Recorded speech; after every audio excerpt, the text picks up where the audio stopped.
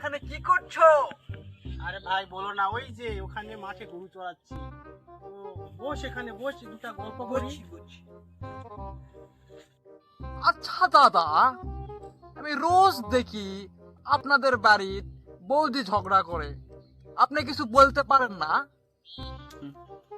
কি আর বলবো রে ভাই, বিয়ের রাত থেকেই তোর বৌদি আমার সাথে এমন হাড় জ্বালাইছে রে ভাই, আমার হাড় মাংস জ্বালিয়ে খায়।